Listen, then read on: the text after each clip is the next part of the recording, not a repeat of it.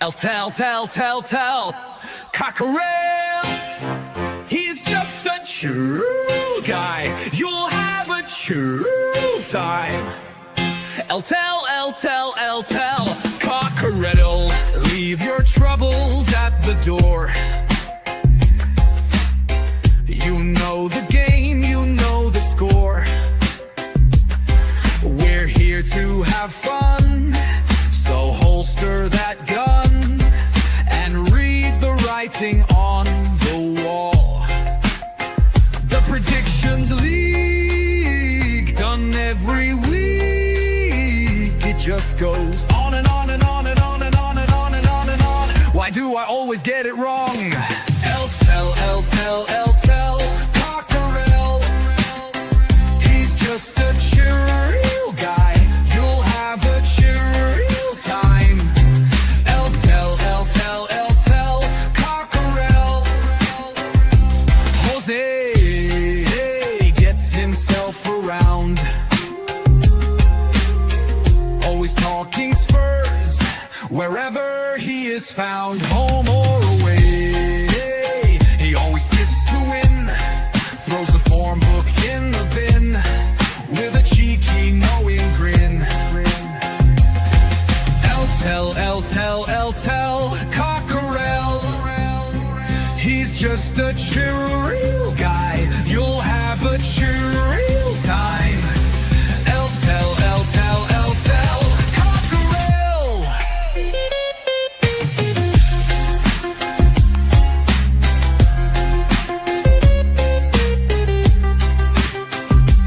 The Predictions League, done every week. It just goes on and on and on and on. Why do I always get it wrong? Every time I play along. Tell, Cockerel. The show is so chilled, your time is well filled. If you want good friendly chat, then here's where it's at. Tell, Cockerel.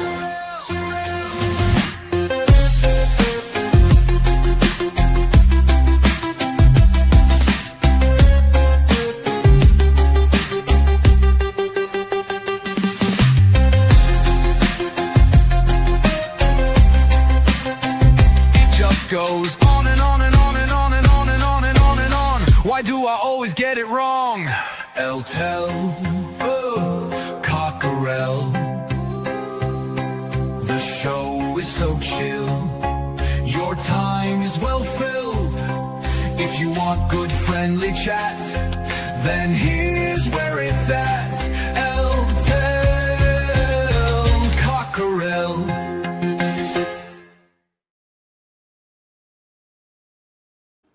Hey, welcome. How's it going, buddy? I'm cool, mate. I'm cool. Just having me a cup of char, so to speak. It's late, so it's a cup of coffee. I'm having the American version, Rockstar Energy. And if they want to sponsor the show, Rockstar Energy, if any of your representatives are watching and you'd like to sponsor the show, we are looking for sponsors. But welcome, everybody. You are watching a combo show, Talking Ball and Tell, Cockerel. And yeah, Jose, you just got done playing football from what you said? No, I got back finished playing at 7. It's now 11 o'clock, so I got back a while ago. We only had 14 players tonight, so we played 7 aside. But what we do is we call them tram lines. So either you play the first line or you play the second line to widen the pitch. We widened the pitch and we went second tram line. And in the end, first half was quite tight. But as soon as we got into the second half, you could tell from our ages, we really some people started huffing and puffing. I went from up front in the first half. I played centre half in the second half because I didn't have to do all the run. It was so much easier. But yeah, in the end, I think we ran out 7-2 winners. It was close at half time. Ran up 7-2 winners. So how many goals do you score? None. Come on, man, you're losing it. You're losing your touch. No. I got a couple of assists in the first half. All right. It was 2-1 in the first half, and we ended up winning 7-2. So basically, 2 assists in the first half, and in the second half, it's just battening down the hatches and defending, and they only scored 1 goal in the second half, and we scored 5. So That's because you were playing center back there, man. You closed up shop. Nice work. But yeah. And how are you? I'm good, man. I'm real good. Day off work today. Always love a nice day off of work. So I've just been hanging out, cleaning the house and taking the dog out later. There's a bar in town where people bring their dogs, and you can like bring food and stuff. They don't serve food there, which is how they get away with allowing dogs. So bringing Leo with us. Gonna probably get some hot wings, I think, chicken wings, and take the dog. And yeah, it'll be a nice old time. So just kind of chilling out. Fantastic. Yeah. And speaking of chilling out, we got a bunch of people chilling out in the chat, joining us. A bunch of people. Chris Peters. What's up, Chris? Hope you're here, man. If not, thanks for dropping by and leaving the comment. I appreciate you. He left this at 8:18 this evening, so that would have been nearly 3 hours ago. He says, I had to catch up with Bobby K. He's coming to England in September, which I saw in one of the groups. I saw that in one of the groups. So nice. The Oracle's here. Adrian, what's up, buddy?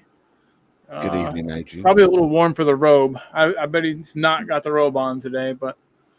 Oh, no, I reckon he has. Hey. Evening to Kate. Evening, Kate. I can see it's Kate. She's got kisses on there, and Thingy doesn't normally kiss Jimbo. So Queen Ellie's in. Jimbo kisses me. I don't know what you're talking about. Queen Ellie Madders. So Queen Ellie had an issue with her account the other day, and she couldn't log in. But she said she was using Queen Ellie Hoiberg because she couldn't log into the Madders account.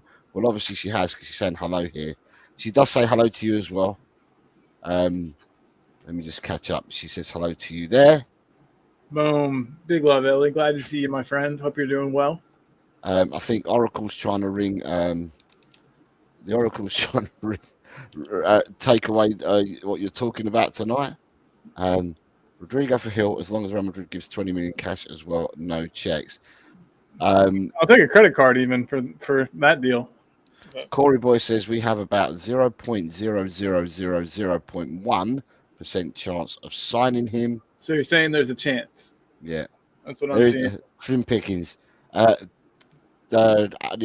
Oracle says Tyrese Hall's gone on loan to Notts County, which was confirmed this evening. Yeah, I saw that. Graham's here saying evening to me and you. Hope all is well. Hope all is well with you.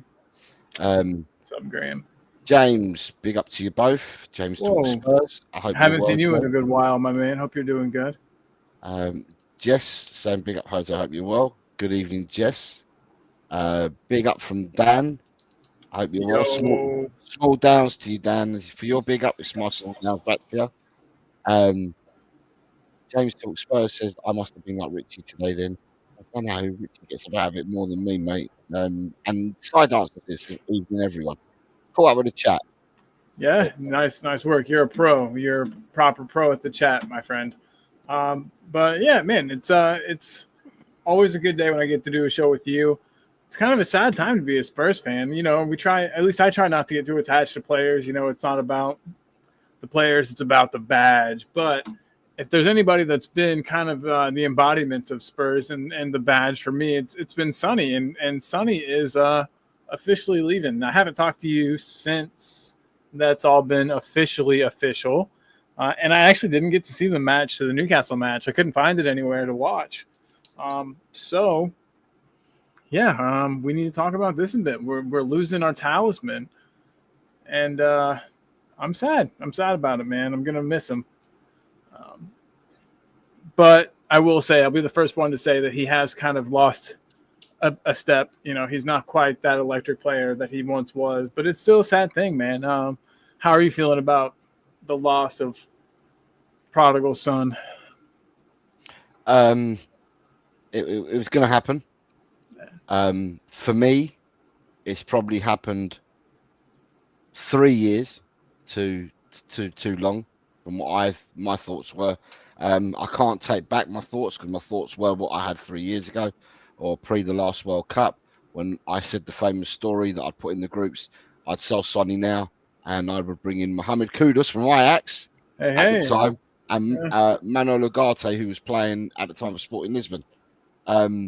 And with the money you get, because at that time people were sniffing around Sonny, and I know Klopp was a big admirer, and I think Klopp, Liverpool weren't far from putting in a three-figure sum in for Sonny at the time, and Sonny's now gone. He has left in the best way possible, winning that trophy, and lifting that trophy, and yeah, I think the writing was on the wall for a while. I think Sonny, it was his last. He signed the year extension, and I think the year extension that Tottenham signed with him was to give Sonny a chance. I think in the background to actually look and find a club for himself, type thing. Because Sonny wanted to be fair to Tottenham, and Tottenham wanted to be fair to Sonny. So Sonny agreed the year extension because then he knew that Tottenham would get a little bit of bunts as well, a bit of money for him. Quite how I don't know how much they're going to get from him from LAFC. I'm But hearing somewhere between 15 and 20 mil, which what honestly at this point isn't a terrible deal for us. when you're saying 15, 20 mil, are you hearing it in pounds or euros? It's euros where It's I've euros. seen. Yeah, Okay, because I've seen 20 million doing the rounds in pounds. Now, really. yeah, if you were to get 15 million pounds for a 33-year-old, you would have done well. Yeah, So, I mean, and I'm 20, aware that 20 is even better. Jesus, man, 20. I'm That's I'm that's a significant little fee right there. yeah, I'm aware that LAFC were in the Club World Cup and they got some prize money. Some Um, scratch. and whether that, yeah, you're calling it scratch, I'm calling it bunts. So whether you got a bit of scratch and bunts, and the scratch and bunts is probably gonna help um help them have a bit more money to bring out. But then what it then does is it unites Hugo Lloris with Sonny, because Hugo Lloris is already there as a keeper, isn't he? So Yeah, I'm not sure how long he's got left in him. Presumably a while. I mean, I don't watch. To be honest, I don't see, but one or two LAFC matches a year, and so I don't know how he's doing or anything. But keepers can play forever, and MLS isn't exactly the Premier yeah, League. So yeah, he had a decent season last season, I think, by all accounts, Lloris, and I think he might be captain. So kind of a weird one because you got our two previous captains both at LAFC. yeah, that is a weird one. Um, Maybe they can have another one of their famous fights yeah, in the dressing room. just yeah, but the thing with Sonny, yeah, as I said, at the end of the day, it's quite interesting because I did a show on Friday, Colin, and when I did my show on Friday, I said that as soon as just before the final and just after the final, there were rumours to say that Sonny was contracted to go to South Korea to play in this friendly game, Yeah, I'd heard and about that. and that soon Tottenham and Sonny signed a contract that Tottenham would go there and Sonny would go as well and he would play. So and this was, like I said, just before the final, just after the final, there were rumours going around already that he was going to leave as soon as that game had finished. He would leave and depart Tottenham. However, about 10 days after the final, they the stuff the stuff on X was coming out saying Sonny's decided to stay at Tottenham, And seen that. and Yeah. and so then on Friday I turned around and I said it'll be interesting to see what happens after the Newcastle game, whether Sonny stays, goes, and if any announcements are made of him leaving or staying. However, it was the day before the announcement was made on Saturday, wasn't it? The day before the game, Sonny made his announcement and said that he was leaving the club and that the club were helping him facilitate it.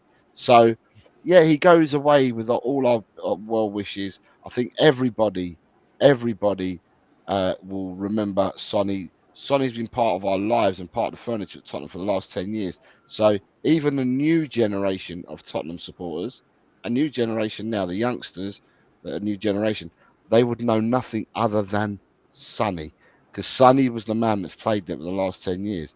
People that are new generation supporters will also remember Sonny and Kane playing together as well. So There are some people, honestly, and there are some people that only know Hugo Lloris, Carl Walker, Danny Rose, Toby Alderweireld, Jan Vertonghen, Wanyama, Dembele, Ellie, Eriksson, Son, and Kane. That's all they know. What a team, though. That was good times. Good. I can't believe that team didn't win a trophy. That's criminal. Criminal. But hey, that's football. But yeah, it's sad to see him go, man. It really is. But like you were saying, it's time. It's cool that we got some money back. That hopefully gets put right back into the kitty to hopefully sign some new amazing player to kind of fill the gap that he's going to leave. But I wonder if that gap hasn't already been filled. We've got Kudus, and I know that Kudus can kind of play either side, similar to Sonny. But we've also got two players for the left side in Tell and Odebear, who are young, promising players. So while I think we could go out and make a marquee signing, to replace Sonny, I'm not sure that we will. With that in mind, we've just picked up these two guys, and I'm not sure we're going to want to block their development. I don't know how you feel about that. I feel that I've got to be true to myself. I said last season we were light by 5, and then when we won the trophy and I knew we was playing Champions League, I said if I thought we were 5 light last year, going into the Champions League and having to compete on all fronts, we're even lighter. I'd say we're 10 light, to be honest.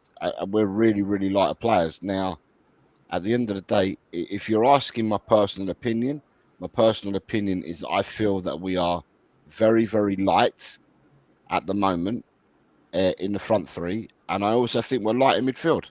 Oh, and especially with something that we're going to bring up in a bit. The event. Even without the event, I still think we're light in midfield.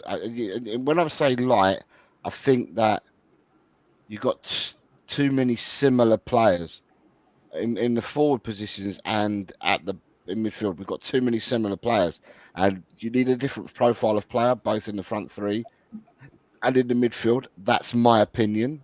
It doesn't have to be shared with everyone. People can have their own opinions, but that's my opinion.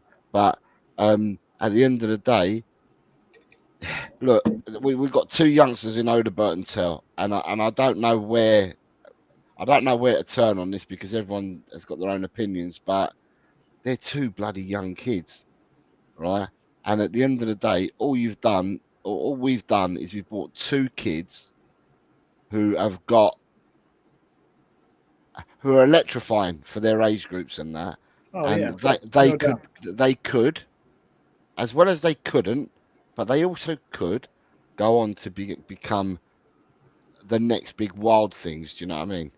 So, at the end of the day, I think a lot is going to be heaped on them and a lot of expectations on them already. But, at the end of the day, they're going to be rotated. You've got Tell Odegaard, you've got Kudus Johnson. There's going to be rotation there. When you look at, unless I'm missing someone, when you look at it now, Sonny leaving, I think that we're really light on the left and the right side, so to speak, because I've just named 4 players, and that's all I've named. I haven't named any more than that because you've got Solomon, who's still at the club. Brian Hill is still at the club, who can play them positions. Mikey Moore. Mikey Moore's been loaned out to Rangers. That's official now. He's gone. Mikey Moore signed for Rangers during the week. He's gone. Oh, see, wow. So he's gone to Rangers. So at the end of the day, to me, I think there's a few more that we need. Well, we could do with bringing in some more, especially to look. They're not kids that are coming through like a Mikey Moore, right? Mikey Moore is one of the kids that's coming through, and you want to have someone that Mikey Moore could learn off. And you had Son there, all right? So you did have Sonny there. But with your Odeberts and your Tells, yeah, they got to learn as well, but they have far more first team experience than what Thingy's got. So, yeah. They've got far more experience than what Mikey Moore has. But I think that as supporters, we are expecting a hell of a lot from these two young players. And not only them, there'll be others as well. But the expectation is that these people are going to do All these people are going to be criticised if they do something wrong and put a step out of place. I Oh still yeah, feel that. I still feel the squad. You know, in answer to it all, I think the squad is still very, very light. We're now carrying a series of injuries, so we've got a series of injured players who are going to be out for a while. Not just the one that happened in the event, but there's others as well. There's a series of injuries that we've got, so our squad's even lighter with these injuries because some of the players are either not going to be back till the new year, or you've got players that are going to be out for, I'd say, near enough the first 3 months of the season, bare minimum. And you know, someone's got to take their place.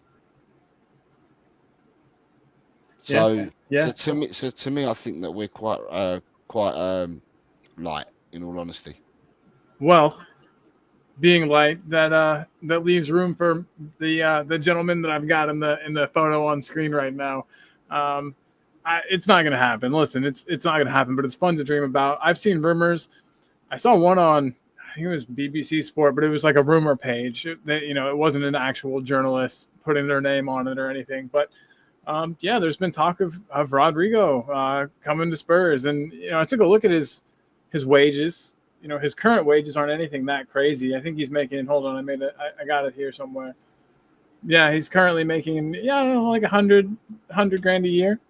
Obviously, he's going to want to triple that probably if he makes a move.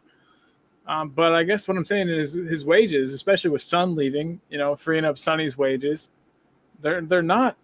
I don't think his wage demands are going to be, for sure. They're going to be outside of our wage structure that we like to keep. The wages, we like to keep them in a certain spot, and his demands will be outside of that. But it's nothing that we couldn't make happen if we really wanted to. So If I don't know how you've done your maths, mate. Oh, well, no, I can see how you've done your maths, but 100,000 euros and 115,000 euros. That's mhm. about 400 grand a month. That's double what Sonny was on. Sonny Yeah. was our Oh highest no, earner. no, for sure. Sonny was on about two, Hmm. right? Yeah. This guy's on double the salary that Sonny's on, and we don't break wage structures. Sonny came in on two. Sonny was the highest earner on two. We've got no one else anywhere near that two, so I can't understand how this guy would get four at Tottenham. I mean, it's definitely more than we've ever paid anybody, but I think that we're eventually going to have to start venturing into this. I don't know, the deep end. We're eventually going to have to start venturing into the deep end when it comes to wages if we're going to ever attract top talent. So, I mean, I could see it happening. Eventually, we're going to have to start paying wages like that. That's just what top players are getting paid. Yeah, Um, so I know what I'm going to say to you then, Cole, right? And I said this to you. I've been away for a couple of weeks. I saw people blowing up and losing their minds over everything at Tottenham, and I was just like, "Come on, lads and lasses, this is Tottenham. The evidence, follow the evidence. The evidence has been there for more than 2 decades, right? We won't pay the wages. And when you're saying that we're going to have to pay the wages, yeah, we all know that. We all know that you've got to pay the wages, and the players that go to clubs are because the clubs will pay the wages. But they don't do that at Tottenham. I've never seen that happen at Tottenham at all, where they'll pay the wages. To get players in, these type of players in, not just even Rodrygo. I mean, I'm talking about players that are not even on salaries that Rodrygo's on. You've got to play the salaries. Now you've got teams like your Liverpools and whoever else you want to name out there. They're not paying the salary for one player because I can see a comment in there saying they broke the structure for Kane. One player. It's not one player with other clubs. All these clubs that are signing players and paying the wages, they're doing it to multiple players, not just one player. So in a squad, they'll have multiple players that they're paying big money to. And that's how they bring the players and they trap players there. We don't do that at Tottenham Hotspur. And unless you can tell me, right, that we show me evidence. This is what I'm saying to people, because people are telling me that we're going to sign another 7 players and we're going to spend 100 million on a player. Show me the evidence. Where is your evidence that we're going to do this? Is what I'm saying to people. Because right. And I think the only thing that people have that really points them in that direction is just the fact that we had the here we go on Morgan Gibbs White. So clearly there's at least 60 million to spend. I know that's going to get you one player probably, in today's market. But that money's at least there. There's been this talk about the stadium naming rights. Where's the deal. evidence of that? I've not seen no deal. Have you seen any deal? Because I'm not. No. I mean, I haven't seen anything concrete. Just the same rumors that everybody else is parroting. The Saudi takeover. Have you seen any evidence of a takeover? But you have to admit that wouldn't be something you would want to make public before you made your purchases, though, right? Like you would want to keep that, you'd want to keep that on the hush until you got your transfers in before everyone knew that you had tons and tons of money. If I was gullible and I believed everything I read, right, then we would have been taken over 20 years ago. Because the amount of times I've heard, they're gonna. Amanda Stavely is here, and she's gonna help facilitate the takeover. But no, even before Stavely, a fair few years ago, it was Tottenham are going to be sold. Someone will come in and buy Tottenham. Blah blah blah blah. I keep hearing this all, but I don't see any evidence. Now I understand what you're saying. You're going to say, why would you announce that during during the transfer window? Well, okay. Don't announce it during the transfer window. But if this was the case and you had this money coming into the club, then you would have the money now to go and get the players you wanted to get without telling anyone. We got stadium naming rights, or we've got a new investor coming in. You can still go about your business, but we're not going about our business, Colin. No, I see what you mean. You're just saying the lack of transfers thus far is evidence to you that we don't have this money coming in, right? Well, that's what I'm getting to. If the money was there, you could keep it. You can announce it at the end of the transfer window, because you have to announce it to company's house, and you're gonna have to announce it whatever. That's... So you can announce it after the transfer window closes. But if this is the case and you've got it and everything's already in place, then you can start spending that money now. If it's still been signed, sealed, delivered, just not allowed to open your mouth about it, you can start signing players now. But where's the evidence? We're not even doing that. And I know you're saying Morgan Gibbs White, right? Yeah. We came in offering the sum that was the fee. I mean, we didn't try to lowball. We came in and we were going to pay a transfer, like a release clause, which is like the least Daniel Levy thing I've ever heard. Since when does he go in and actually offer the full release clause right off the bat? That was weird to me that was even talked about that way. I just think, to me, at the end of the day, I see no evidence in front of me to tell me anything other than lads and lasses. It's Tottenham. Yeah, I mean, I get where you're coming from, but you've got to let your heart. I mean, you've got to let some joy in there, man. You got to have some fun. It could get crazy. It could get it could get pretty wild. It could get wild. We could bring in 4 more players before the window closes, and I guess you'll believe it when you see it. Yeah, I'll message that. I will message Dan. Lord Rodney, I do know Dan. And I didn't realise he was doing a show, but he's redirected people here. I will thank Dan, but thank you for letting me know. Dang. Well, big up to Dan. I don't know Dan very well, but it's a good guy if he redirected, and just a good guy in general. Big up to him and everybody in the chat. There's lots of people in the chat today. So, guys, if you haven't already, make sure you subscribe. We're dual streaming today, so we're on Talkin' Ball and LTL Cockerel. I'll get both links in the chat. I should have done that prior to the show starting. I knew I was forgetting something, but I'll get that in there so that everyone can make sure they've subbed over to both channels. We'd really appreciate it. We had DC's in the house, Lord Rodney Trotter. We got Winkle70. Winkle, I don't know if I've ever met you before. Yeah, nice to have you here. David Clark, look, he's saying, I hope everyone as well. At last, my first leg operation next Monday, and then hopefully followed by a full knee replacement. David has been waiting for such a long time for this operation, and I can't remember. I don't know whether it kept getting cancelled or they kept dropping it. So I'm really, really happy for you, David, that you finally got space, and I'll keep my fingers crossed that the space gets kept open for you, and that you do have the first part next Monday, followed by the full knee replacement. So you Have all my best wishes for you, David Clark. Yeah, same for me, David. Hopefully they get you taken care of, man, and you're not in horrible pain much longer. I know There's a person. knees are a bad thing. Here's a person I've not seen for a while. It's Dazza. Look, you sound like you, mate. Look. Yes. Hey, man, you're a legend. You're a legend, not me. It's you, buddy. Good evening, Daz. I hope you and the family are well, mate. Winkle70 says Rodrygo de Triano, the 2000 Guineas winner in 2000, and will sign a dead horse. Rodrygo de Triano was trained by Peter Chapel-Hyam, and he was a miler, and he was beaten in the prep race for the 2000 Guineas, and then he won the 2000 Guineas. I was on Rodrygo de Triano Winkle70 when he won. At the same year, I think he had a horse called Turtle Island, who also won the big 6 furlong races as well. But yeah, it was Robert Sangster's horses. They wore the Sangster colours, and they were trained by Peter Chapel-Hyam. So yeah, I do remember these horses as well. Archer's here, says evening, guys. Good evening, Archer. Archer, I hope you are well. Drula is here saying big up Jose Collin in the chat. Hey, what's up, Drula? Nice to see you. Good evening. 100% get Paqueta and throw Biss the other way, says Carl Simpson. That's a good idea. That's a good one. That's another one I wanted to talk about. I think that would be a really good alternative to Morgan Gibbs-White. I see a lot of similarities there. Just, I guess, mostly just in the fact that I think they could both be serviceable as a box-to-box or a more advanced midfielder.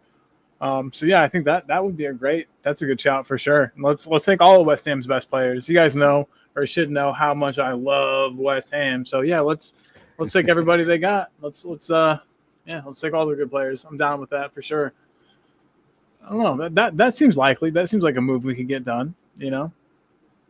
Yeah. Right. Sorry, can you carry on? I've just seen something that yeah, of course. So now I'm going hunting. Yeah, no you've problem. got Matty K's here as well, saying big up. Good evening, Matty K. What's up, Matty? Hope you're well. Everybody.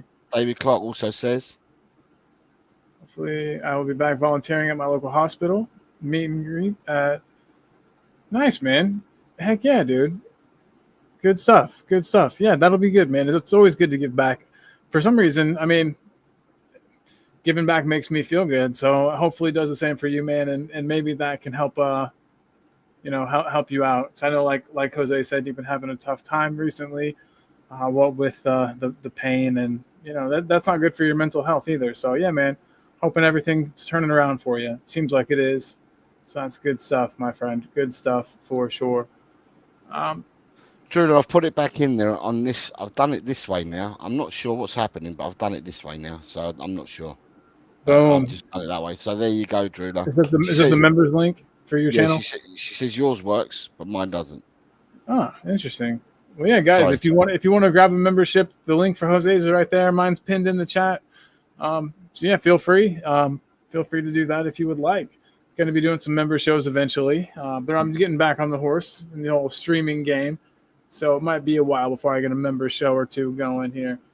But Jose, so we've talked a little bit. You don't think Rodrygo's coming? Oh, hey, what's up? Good evening, Paul. I hope you're well, sir. So you don't think Rodrygo's coming? I mean, it's not an impossibility in my mind. We'd have to pay up a lot, though. I mean, I think the only way that we'd be able to pull him is by breaking the wage structure and just offering ridiculous wages, because the other clubs that would be after him, your Liverpools, can offer more in the way of trophies, and honors that way. So I think the only way that a player of that caliber would come to Spurs, I mean, yeah, you're going to get more game time at Spurs. You're a guaranteed starter every week. Whereas Madrid, there's a lot more competition for playing time, but you're not going to be winning a trophy every season at Spurs. And, that's the reason I don't see that transfer happening. But again, the rumors haven't died. They're still there. And so I'll retain some hope. But I think somebody that's a little more likely is this fella right here, Ademola Lookman. That's a name that I remember hearing a couple of years back before before he went to he's on Milan currently, right? Who's that? Lookman, Atlanta. Gotcha. Where was he prior to that? Do you remember? Atalanta, but prior to that, he was at Everton. Gotcha. I knew that he played in the Premier League. I didn't know where he played. Where he played for. Yeah, I mean that's one that I think is a little bit more likely. I think he's put in a transfer request, if I read that correctly today when I was doing some research prior to the show starting. Yeah, I think he's put in a transfer request, and if that's the case, I mean that's definitely a player I wouldn't mind having, a player that could kind of fill a Son Heung-min shaped hole in the squad. I don't know. Your thoughts on that? It's a little more likely, I think, than Rodrygo. If Adamola, what position are you looking for Adamola Lookman to complete in Tottenham? Honestly, just an advance, I guess somewhere in the front three, most likely, but could also probably drop back into a 10. Okay, me personally, my personal opinion, I don't fancy Adamola Lookman at all. If I'm looking for the 10, right, and my preference would be, and I know you've got to buy English as well because our quota is going to be dumbed down, especially after the event the other day. I'm looking at to fill in a 10 slot. I'm looking at English. I'm looking Eze. I'm looking Grealish. They're the type of players, if not both, they're the kind of players I'd be looking at to bring in to fill. You saw what Villa did when they brought Rashford in and Marco Asensio. It elevated Villa last season, and at the end of the day, I would like to see us elevated. And for me, Lookman as a second striker, but as a playmaker, I don't see Lookman as a playmaker. Playing off a front man, yes, I can see it. But I can't see. Yeah, I can't see it. I can't see him coming in anything other than a second striker type thing. He's Wide not forward of some variety, you think? If you're playing a 3-5-2, and you're playing one striker and one off the striker, he fits that bill for me. For me, he fits the bill, but he doesn't fit the bill for me as a number 10. You were saying we're light just in the forward spots, just in general. So I wouldn't be opposed to him coming in, even if he doesn't play for us as a 10. But you're right, especially after Maddison's injury, we're really lacking there. Jack Grealish was a name that you mentioned, and it's one I've been hearing in the news a bit. If I'm instead of playing Jack Grealish out wide on the left hand side, that's not what I'm doing. I'm playing Jack Grealish as a Maverick player again, like what he played at Aston Villa, where he played before he broke himself and became a shell of the player he once was. Yeah, man. Because he plays a different system at Man City, and they don't play. They bought him to play a different system. But if you're gonna if Jack Grealish is gonna play in a 10 like he did for Villa, then I would go for Jack Grealish. Eze as well is someone that The thing with Eze is such a weird one because, I mean, we don't truly know the ins and outs, but it's such a weird one because Eze's been linked to Tottenham, or the links from the ITKs have put Eze there, saying he's admired, he's appreciated, he's revered, he's followed. All the buzzwords you hear from Tottenham, right? And all the links, all the buzzwords. And Eze, no one's gone in for him, and he's still at Palace. Now, there are people that say that Steve Parish is a hard person to deal with, and he's harder than Levy to deal with, and I'm not sure with the release fee clause, it was 60 plus 8 million, and you had to meet the release fee or the release clause in order to to get him. But I'm not even sure whether that's expired now. David Clark's saying that it has expired, but I just heard today that it hadn't yet expired. So you hear conflicting things all the time, but yeah, according to David, it has expired. And I know that at one point they had wanted all the money for him up front. Then I heard they were going to take it in 3 installments. Yeah. So, that is a weird one because you'd think a player of his caliber would have gone, honestly, would no longer be at Crystal Palace. To me, that's a step below where he should be playing, where he's capable of playing. So, and that is a weird one. You're 100% right there. For me, if I said to you, Colin, I'm going to put it back to you, right? And the chat can get involved as well. Right, if we've got so supposedly Morgan Gibbs White, supposedly we were going to pay 60 for him. Yeah. right?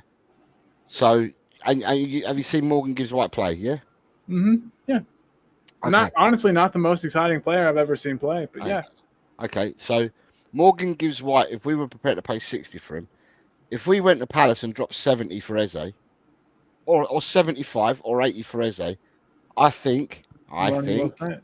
it's money well spent. How old is Eze? Is he 26? That I don't know. I can find out real quick though. I think Eze's around 26, isn't he? Sounds about right. Hold on, I'll tell you in just 1 second here. I think. I'm not sure. I might be wrong. He's 25. That's Okay, all. 20, okay. 25, 1998. So Eze's 25. How old's Morgan Gibbs White? He ain't far behind. Morgan Gibbs White is similar age, there or thereabouts. He is, according to the internet here, he's 24. So he's Okay. a year younger. Okay, so there you go. So, but from what I've seen in the Premiership so far, and I'm not saying Morgan Gibbs White is not a good player, right? Because Morgan Gibbs White is a good player within his own right. But if you said to me in your team, Morgan Gibbs White, Eze, I'm always going to pick Eze. Same. Always. So Yeah, for me, I'm absolutely. just thinking to myself, if you, we're gonna talk about it, Maddison, as well. We have a big problem, Colin. We have no creativity without Maddison, and unless we're going to shoehorn and play someone in that 10 or in that position, without Maddison, we don't know what he's done. It looked serious enough though.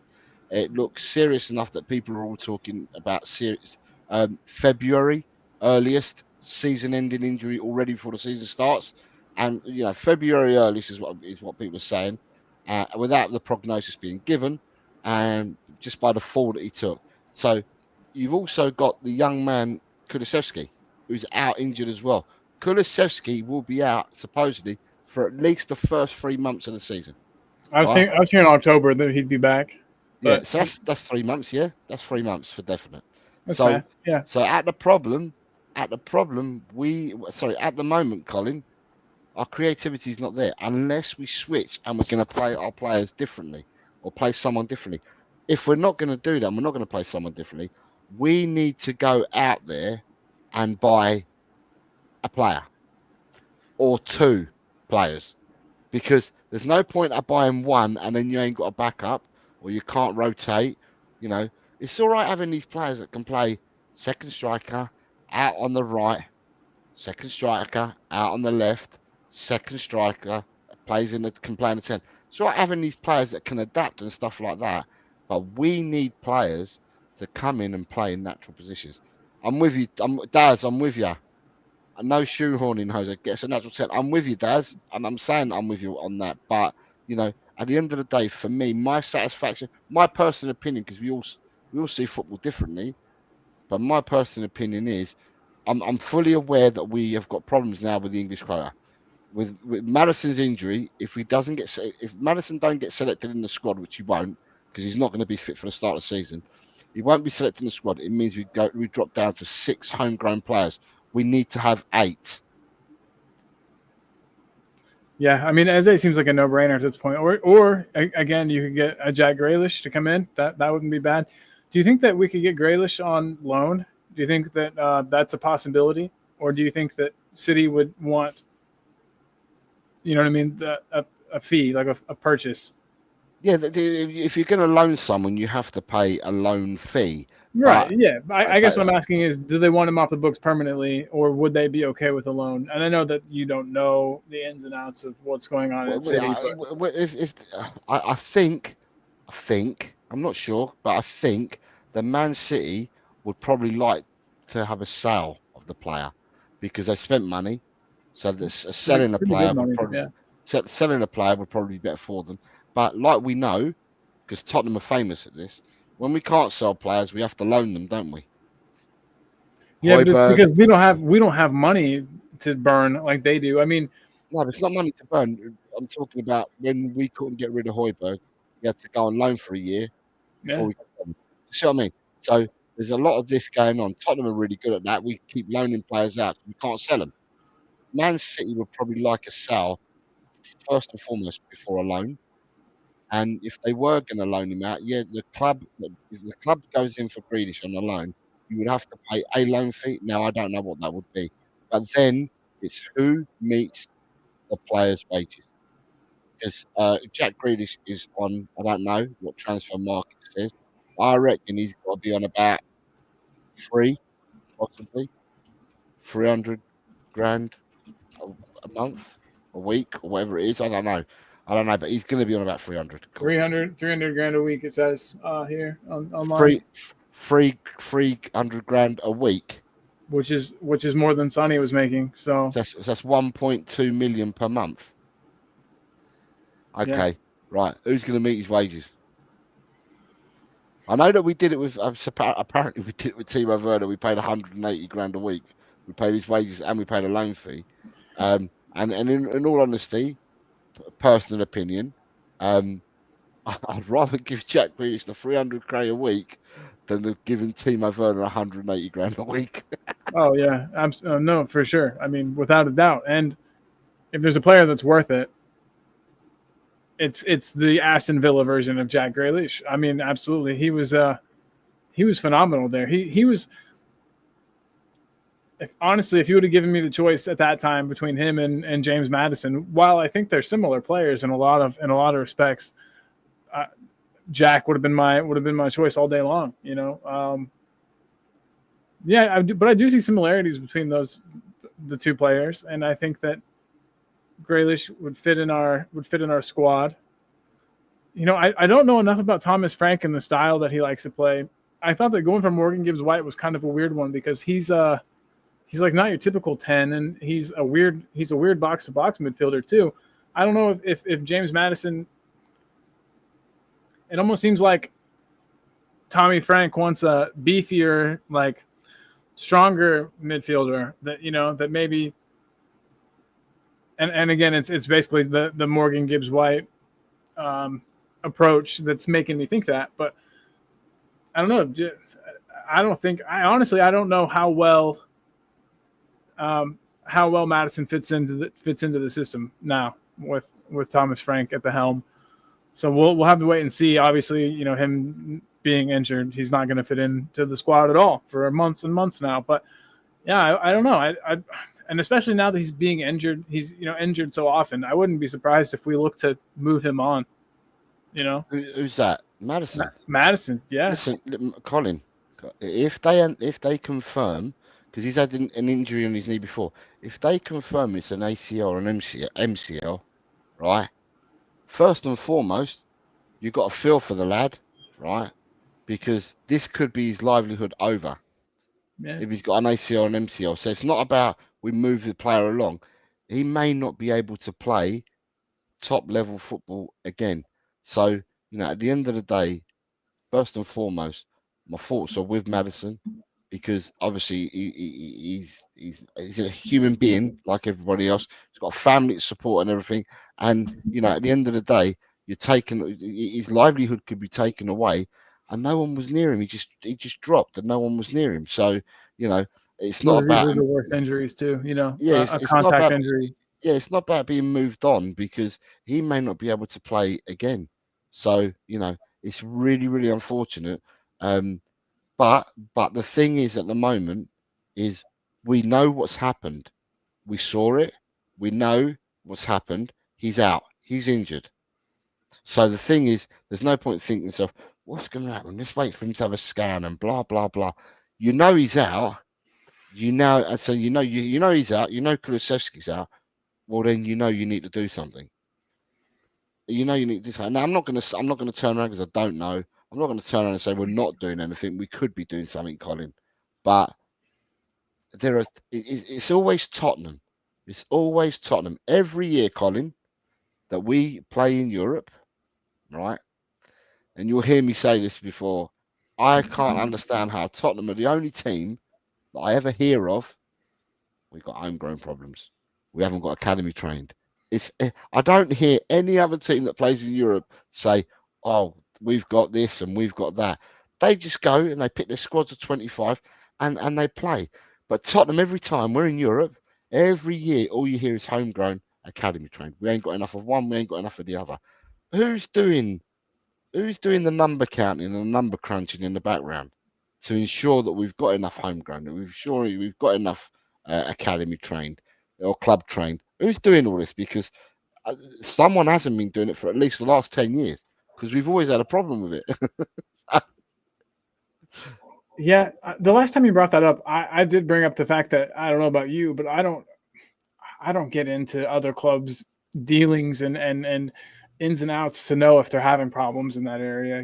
Like I just don't know Aston Villa's current squad situation. That they could, for all I know, be having problems with homegrown and academy trained players, and I just wouldn't know about it. And we follow Spurs so much closer that we hear about it because we care and we're invested. And maybe I'm wrong, but it could be that other clubs are having those problems and I'm just not hearing about it. But no, I get what you're saying though. I mean, it clearly it shouldn't be a problem. I feel like we're making moves now to try to hopefully solve the problem in the future with all of these young guys that we're getting, players that are going to count towards those numbers in the coming seasons. So it does sort of seem like we're at least trying to address it now. But it's one of those things that's going to take a couple of years. I don't think that you can get this problem fixed in a transfer window, but in the league tables though, Colin, and in the Champions League or in the Europa League or whatever, you can look at the squad lists, right? Because you have to register your squads. So yeah. I think, I don't know, I think the transfer window closes the 1st of September. So I think shortly after that, you have to announce your squad for the Premiership. So you get away with playing the first couple of games, but then you've got to announce your 25 for the Premiership. So that's your 25 A list. The B list, yeah, you can have as many as you can on the B list, but your 25 A list has got to be announced. So you can go onto the Premiership website and you can look up every squad, right, from every team in the division, and you'll know that they've all got 25, right? Yeah. And in Europe, you can do something similar. You can go into the UEFA page and you can check the squads. So when you check the squad with Tottenham last year, you could see that Tottenham only had 23 players last year, because obviously we didn't have enough club trained or whatever. So in the end, we lost 2 spots. We could only register 23 players. So you can see what other teams do. And that's why I'm telling you, other teams don't have the problems that Tottenham seem to have every year. I cannot remember a season where I didn't hear we haven't got enough club trained or we haven't got enough academy. We haven't got enough homegrown and we haven't got enough academy trained. It's always Tottenham Hotspur. Yeah, I mean, I don't have a good reason. And again, I'm not defending or saying that we don't have that problem, because we clearly do. But yeah, and again, it does look like, and to me at least, and I think to you probably as well, that we are looking to kind of, stop that problem for the future. We're investing in young players that will eventually count towards those numbers if they don't already. So I mean, that's a good thing. But the way we stand at the moment, we're giving up. Yeah. We haven't got enough players to field in the Premiership, because in the Premiership you can have 17 non-home and 80, but you have to have 8 home. In the Premiership at the moment, we can only select a squad of 23. Yeah.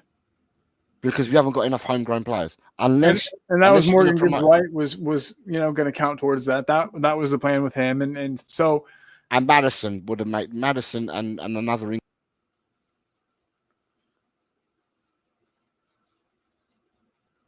Oh, Jose, are you here, my friend? Did I lose you?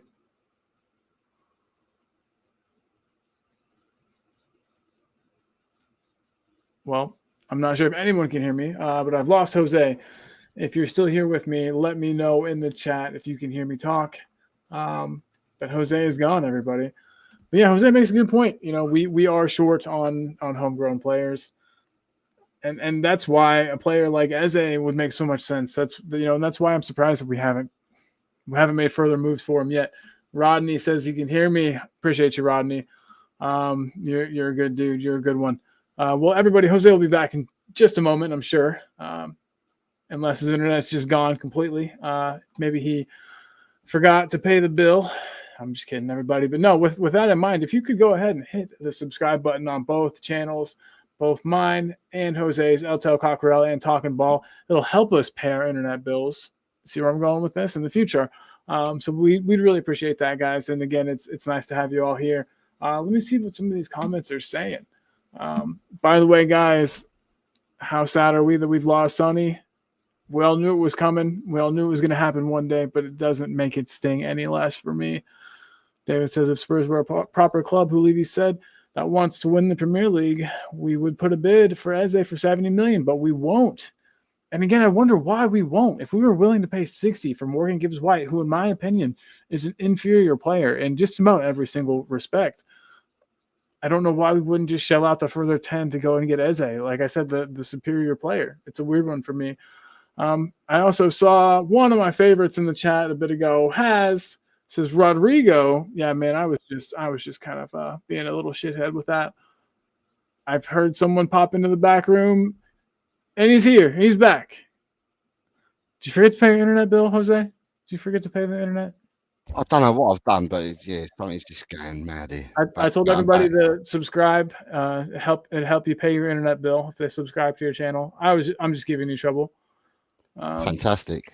Yeah, but yeah, so our boy David Clark made a comment that I thought was a good one here. He said that, if Spurs were a proper club who wants to win, the Premier League and stuff like Levy says, we'd put in a bid for Eze for 70 million, but we won't.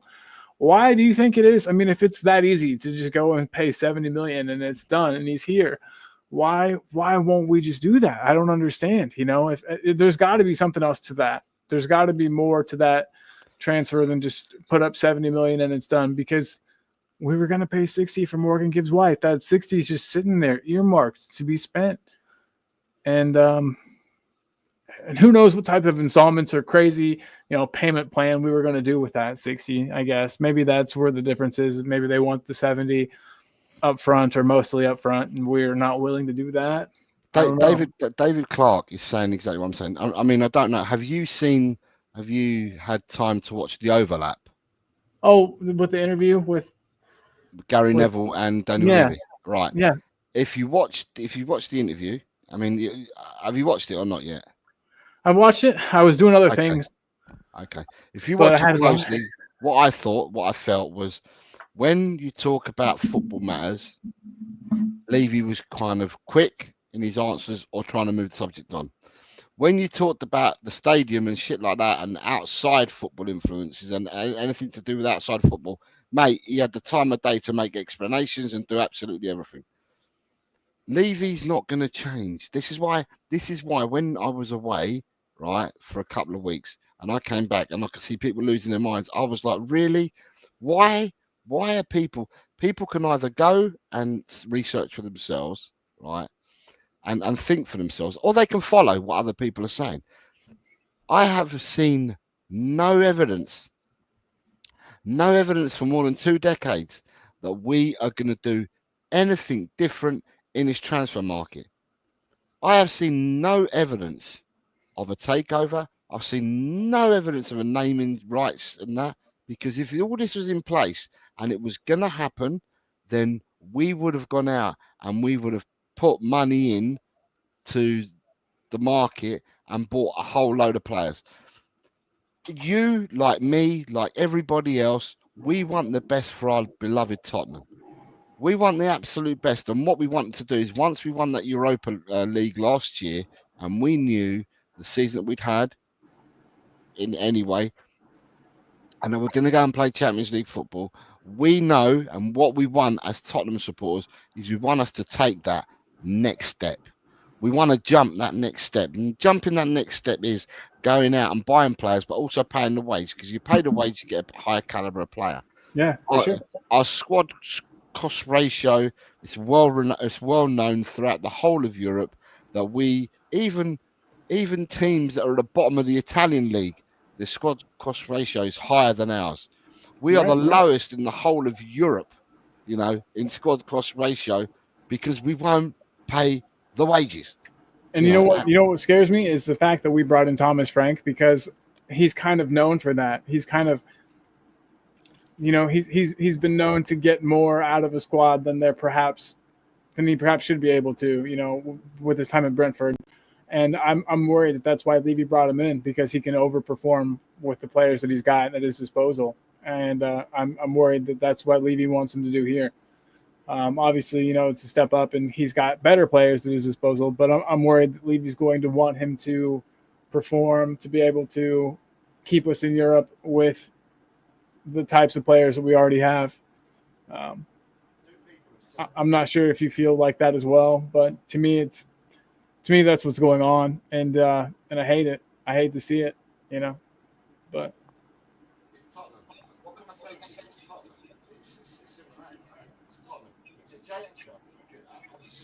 Oh, hey, your mic sounds all weird. Did you?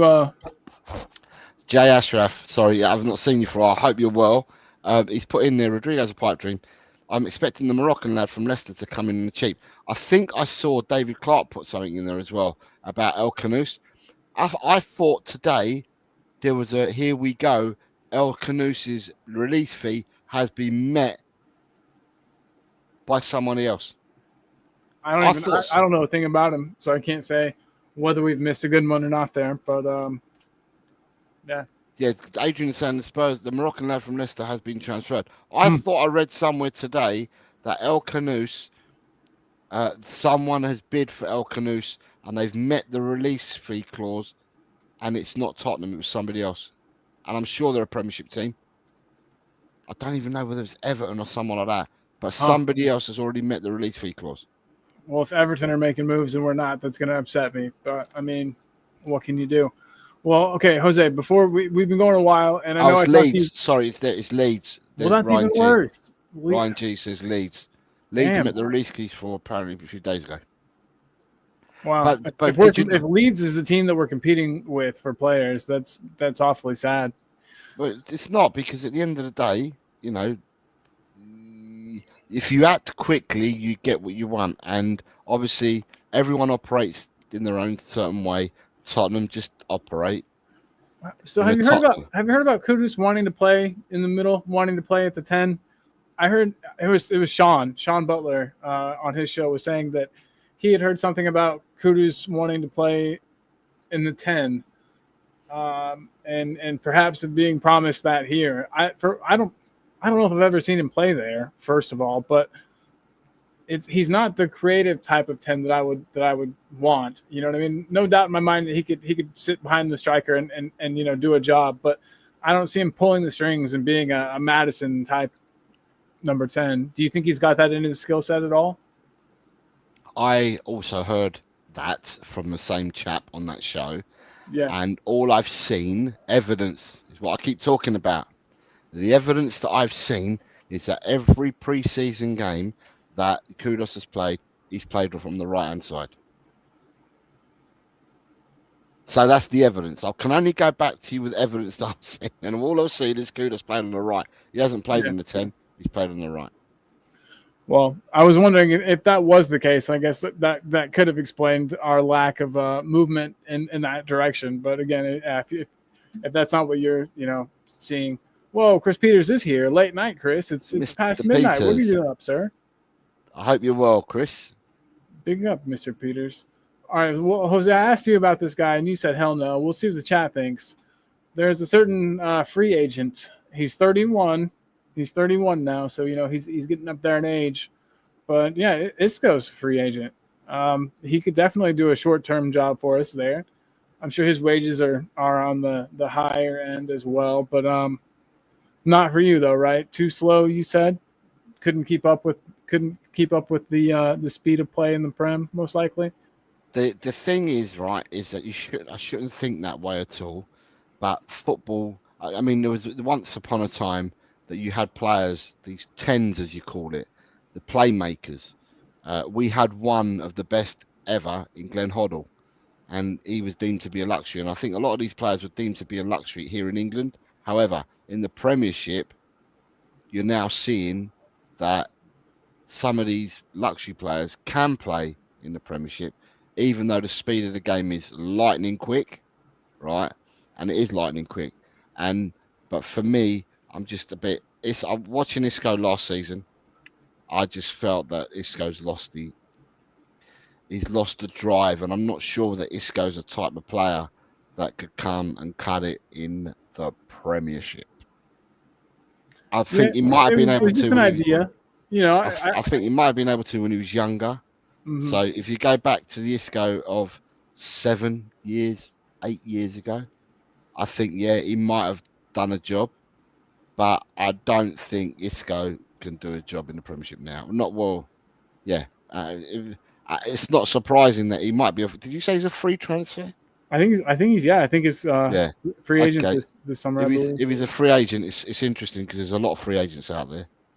They're not being snapped up. These free agents, are they? And they're free agents, but they're not being snapped up. Yeah, I mean, we're in the age Oh, of signing got- on bonuses, though.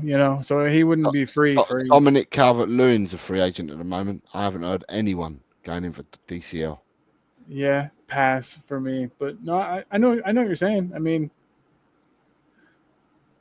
Ryan G says that Isco back in his pomp. Yeah, 22, 23, 9 years ago, 22, 23 years of age, he would have stormed it. Oh, and I mean, there was talk there. I think when Bale was going that way, I think there was talk about us maybe getting him. At that time, we at least as a fan base wanted him at that time, but Isco was never going to leave Real Madrid. We got a result in Van der Vaart leaving Real Madrid to come to us, but Isco was never coming. Look who's here. We got Leo, a.k.a. Mile High Hotspur, in the house. Buenas tardes, What's Leo. up, my homie? How are you, buddy? I didn't see if your beloved Colorado boys did it last night.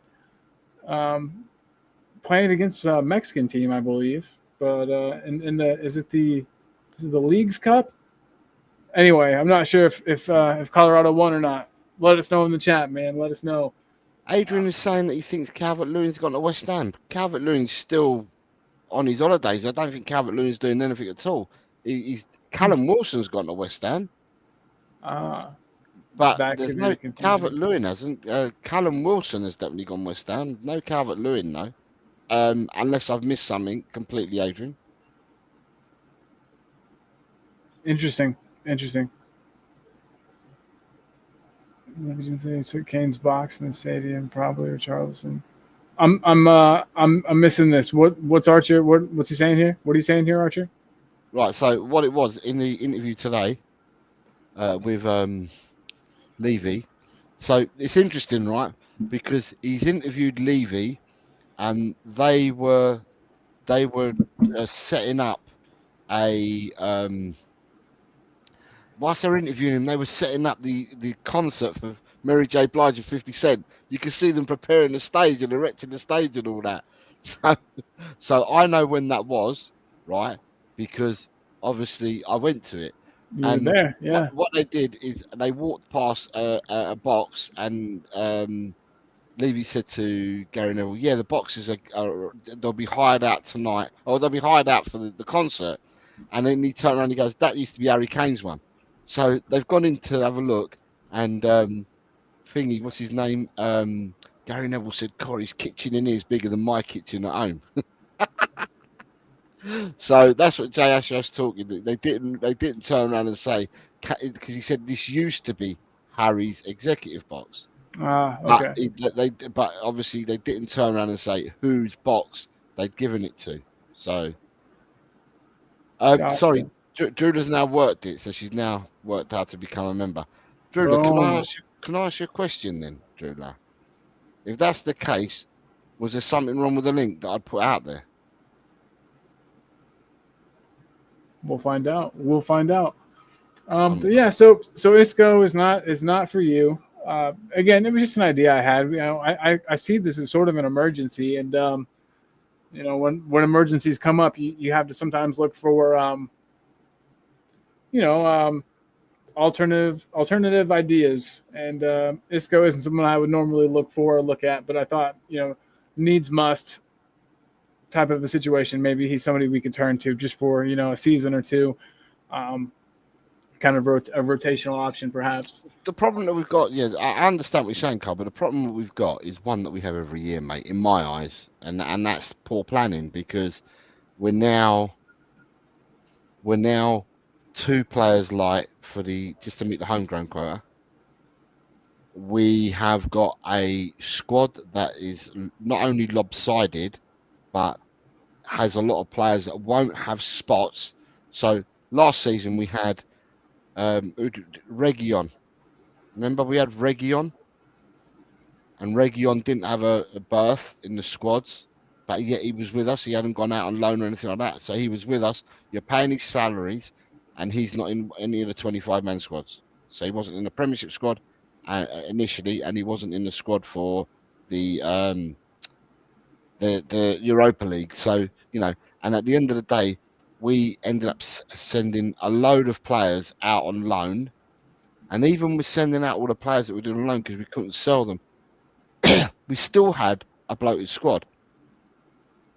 This season now, I mean, if I brought up the list that we've got in our squad, we've probably got, I think, something like we've got about 33 players in our squad. Now that squad's got to come down to 25. And bearing in mind we haven't got enough homegrown, you're To looking even- from right. 33. You'd have to lose 10 players just to get down to 23. It's absolute madness. Good afternoon to you, Alan. I hope I was going you're to say, well, and sir. speaking of madness, we've got Mr. Raktos Madness in the house right here in the flesh. Good to have you, Alan. Nice to see you, buddy. We're going Yeah, to so we think maybe is he? Basuma's gone, right? Basuma's got to go. I think that we've got to bite the bullet, even if we don't get the whatever. It's almost like we're holding out to get the same fee we paid for Basuma. We're looking to get back on him because You're not gonna get that with 1 year left. I mean, at the end of the day, no, absolutely not. No, we're gonna have to let him go for whatever a team will pay for him. And I think that with was it Besiktas that he was being kind of shopped around to, or was it one of the other teams in Turkey? it was, but there's a bit of rumouring going around the grapevine, and I don't believe in any bull crap that's out there, but there are talks out there that West Ham is a destination for Bissouma. All right, get him out of here. So- Then that'll Lucas make you like Paquetá. him. That'll make you like him even more. Hey, he's got to have a job. I get it. Oh, he with can stay in London. Paquetá again is another foreign player. We need to bring in homegrown, unless We we're do, gonna yeah. give up B spots, the B spots like for some of the youngsters and make them into A players.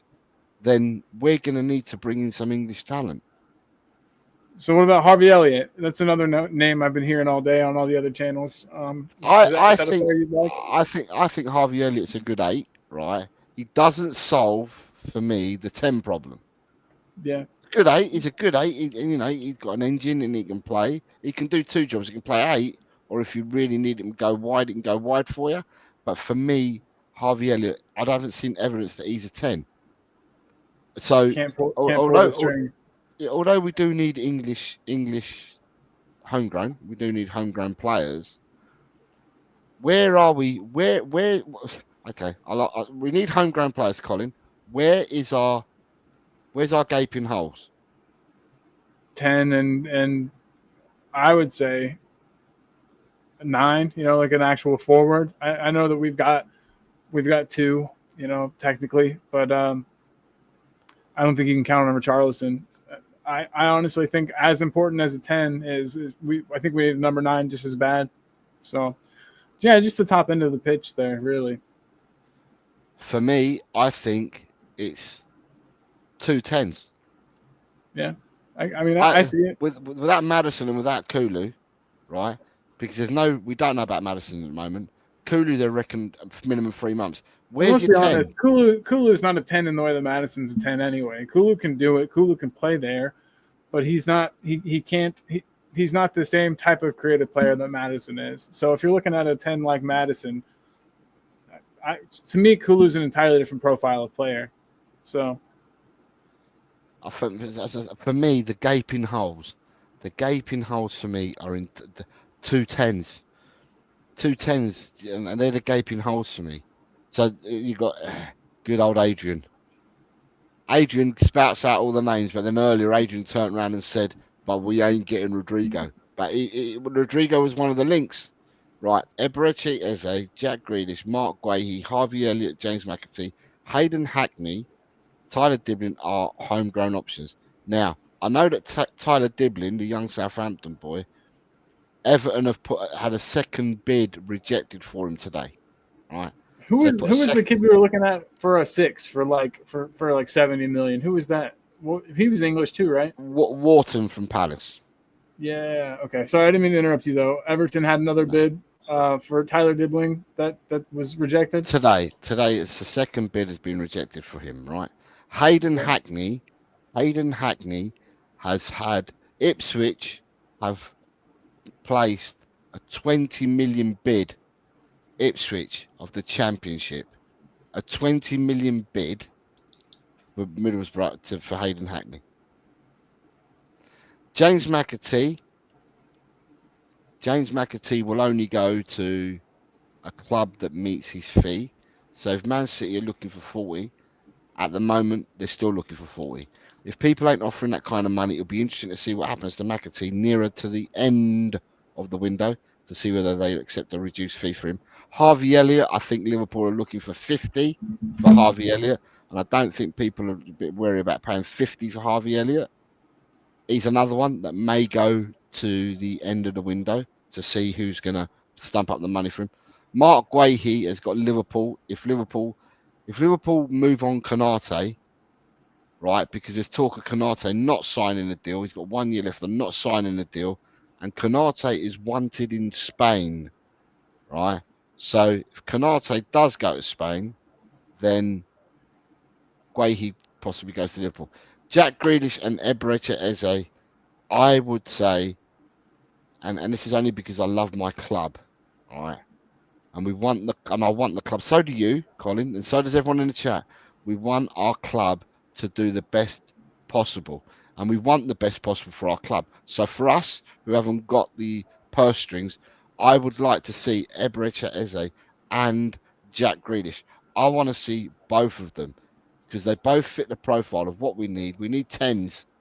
We've got no tens at the club. We need tens. And the thing is that even without the tens that we need, them two players can play in several different positions if it weren't just to play in a 10.